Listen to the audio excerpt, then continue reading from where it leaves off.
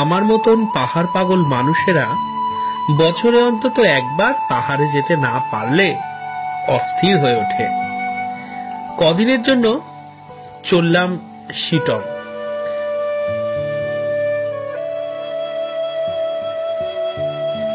10ই জানুয়ারি 2024। অফিসের কাজকর্ম সেরে রাত্রিরে ট্রেন পদাতিক ধরে সপরিবারে পৌঁছলাম এনজিপি।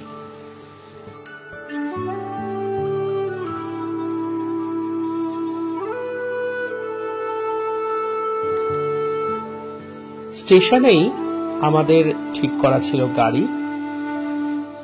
সেই গাড়ি নিয়ে আমরা শিটংয়ের উদ্দেশ্যে চললাম।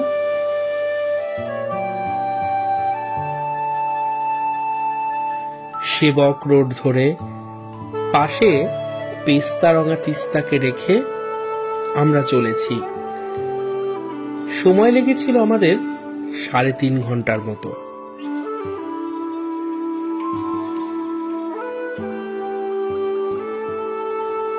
পাহাড়ের রাস্তা ধরে যত এগিয়ে চলেছি ততই পাহাড়ি সৌন্দর্যের অভিমুগ্ধতায় আমরা মুগ্ধ হচ্ছি।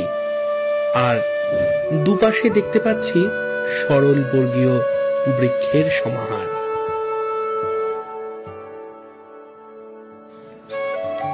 প্রায় 1টা-1.5টা নাগাদ আমরা পৌঁছলাম বিশেষ হোমস্টেতে। শিটংয়ে এরকম অনেকগুলি হোমস্টে আছে। আপার শিটংয়ে অবস্থিত এই হোমস্টে অত্যন্ত জনপ্রিয়, তাই এখানে বুকিং পাওয়া একটু কঠিন।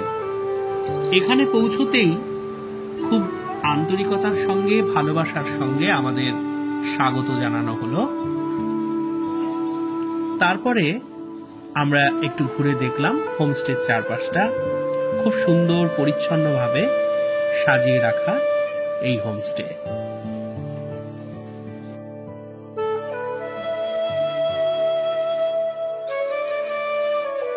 ছবির মতো সুন্দর এই হোমস্টেতে রয়েছে নানান গাছের সমারোহ।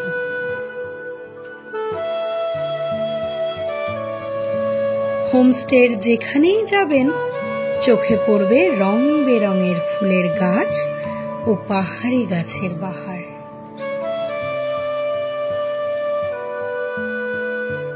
এই হোমস্টেতে টোটাল 15টা রুম আছে, যার মধ্যে 6টা কটেজ রুম। তার ভাড়া 1600 টাকা পার হেড।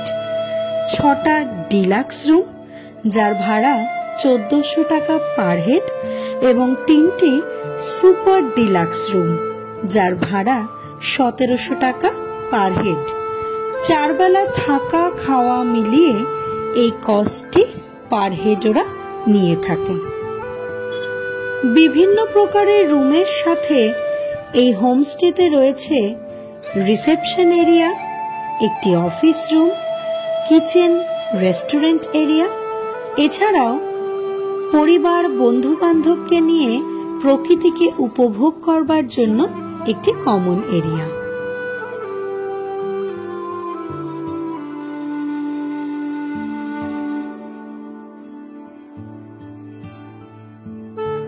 এখানকার প্রতিটি স্টাফেদের ব্যবহারও অত্যন্ত প্রশংসনীয় এবং আপনি আপনার সমস্ত রকম সহযোগিতায় তাদেরকে সব সময় পাশে পাবেন।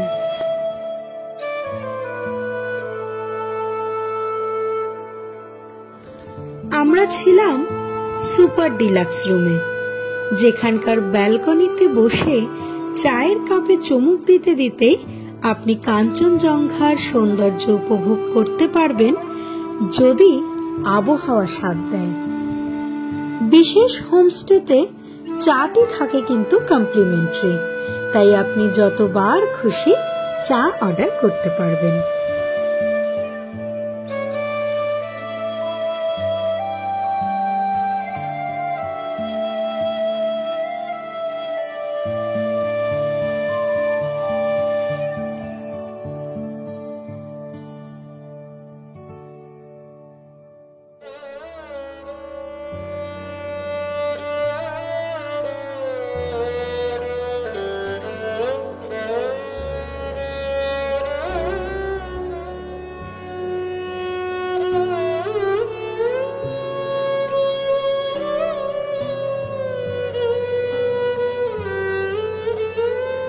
এই রিসোর্টে আমরা মোট 2 দিন থাকব, যার মধ্যে ডে 1-এ আমরা আশেপাশটা ঘুরে দেখব এবং রিসোর্টের নিজস্ব কিছু অ্যাক্টিভিটিজের সাথে যোগদান করব। আর ডে 2-তে আমরা লোকাল সাইট সিন করব, যার ডিটেলস মানে কোথায় যাব, কি দেখব, সবটাই আমি শেয়ার করব পার্ট 2-তে, যার লিঙ্কটা নিচের ডেসক্রিপশন বক্সে দিয়ে দেব।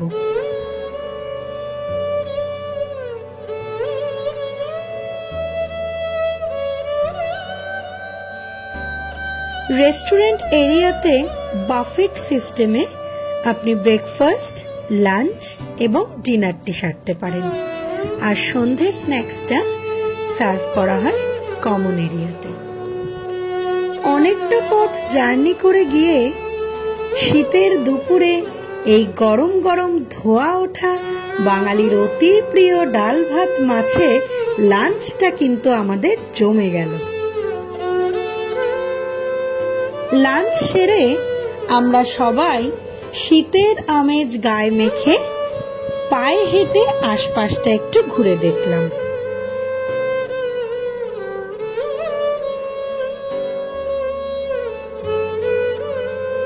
আমাদের বড় করতে গিয়ে বা সংসারের সমস্ত কিছু সামলে মায়েরা যখন ভুলেই যায় তাদের নিজস্ব চাওয়া পাওয়া, ভালো লাগা, খারাপ লাগা, তখন 2 দিনের এই বিরতিতে একটু আনন্দ তাদের দিতে পেরে আমাদেরও বেশ ভালো লাগে।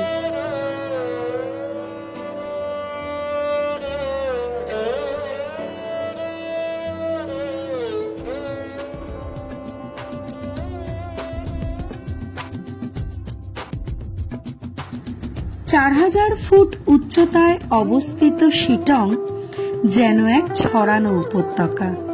চারপাশে শুধু পাহাড় আর খোলা আকাশ। ছবির মতো সাজানো এই গ্রাম। এনজিপি থেকে মাত্র 55 কিলোমিটার দূরে পাহাড়ে ঘেরা একটি ছোট্ট মিষ্টি জায়গা শিটং।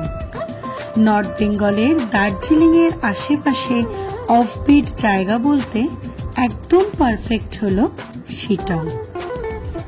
এই ছোট্ট গ্রামে সারা বছর পর্যটকদের ভিড় লেগেই থাকে, যেখানে শীতের মরশুমে এলে আপনাকে স্বাগত জানাবে কমলা লেবুর বাগান।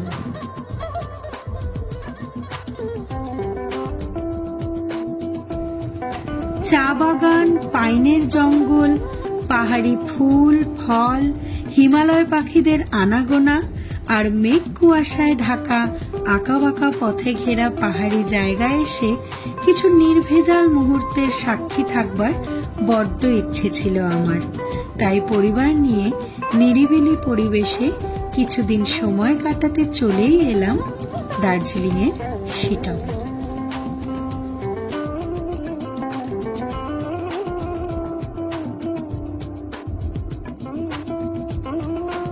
আমি আগেই বলেছি পাহাড়ের কোলে একটি অফবিট ডেস্টিনেশন হলো শিটং। তাই সন্ধ্যাবেলা এখানে বিশেষ ঘোরাঘুরি বা বেরোনোর কিছুই থাকে না, কিন্তু হোমস্টের কোনো পর্যটকই যাতে বোর না হন তাই এনারা নিজস্ব কিছু অ্যাক্টিভিটিজের আয়োজন করে থাকেন, যেখানে সন্ধ্যের চা জলখাবারের সাথে উপরি পাওনা বনফায়ার, বারবিকিউ গ্রিলড চিকেন এবং লাইভ মিউজিক।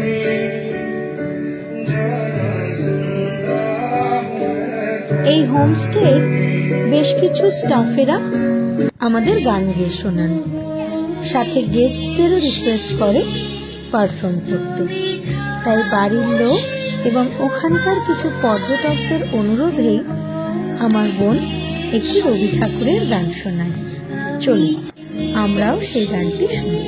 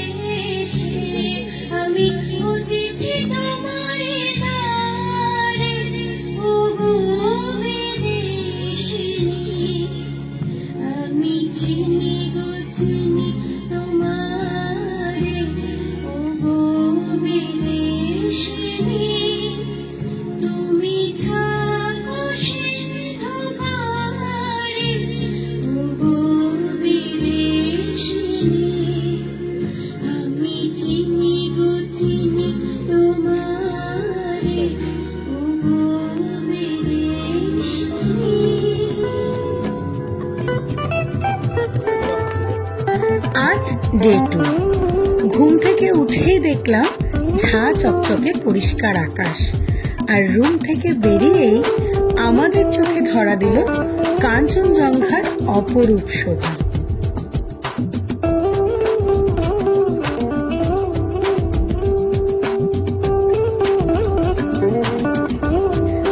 এবার আমরা লোকাল সাইট সিনে বেরোচ্ছি, যার ডিটেলস আগেই বলেছি, আপনারা পার্ট 2-তে পেয়ে যাবেন।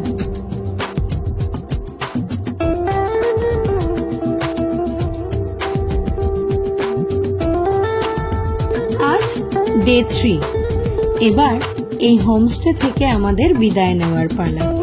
তবে বেরোবার আগে যে সম্মান ওদের থেকে আমরা পেলাম, তা সারা জীবন মনের মণিকোঠায় সম্পদ হিসাবে রয়ে যাবে।